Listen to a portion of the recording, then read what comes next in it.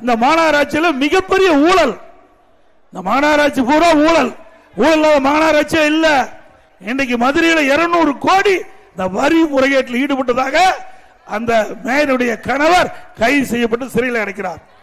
அங்க இருக்கின்ற அதிகாரிகள் சிறையில் அடைக்கப்பட்டிருக்கிறார். அங்க திமுக சேர்ந்த 5 மண்டல குழு தலைவர் ராஜினாமா, 2 நிலைக்குழு உறுப்பினர் ராஜினாமா.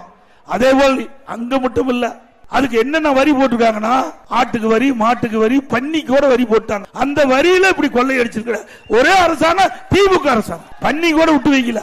அது மட்டும் இல்ல, இங்க மட்டும் இல்லைங்களா, காஞ்சிபுரத்துல பிரச்சனை, அங்க இருக்கிற கவுன்சிலருக்கு மேயருக்கு பிரச்சனை. என்ன பிரச்சனை? பங்கு பிரிக்கிறதுல பிரச்சனை. அங்க ஒரு நம்பிக்கை. திருநெல்வேலி பிரச்சனை, கோயம்புத்தூர்லயும் பிரச்சனை தான். அப்படிதானே தம்பி? இங்கேயும் மேயர் பிரச்சனை தானே. மேயரையே மாத்திட்டாங்க. எல்லாம் கமிஷன் பிரச்சனை.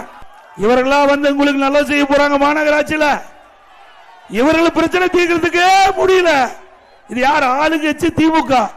ஆளுங்கட்சியே முறைகேடு நடந்திருக்குதா கண்டுபிடிச்சிருக்காங்கன்னா இந்த ஆட்சி எப்படிப்பட்ட ஆட்சி என்பதை எண்ணி பாருங்க. இந்த ஊழல கண்டுபிடிச்சது திமுக அரசாங்கம். அப்படின்னா திமுக அரசாங்கத்துடைய நிர்வாகம் எப்படி இருக்கு என்பதை நீங்கள் சிந்திச்சு பாருங்க.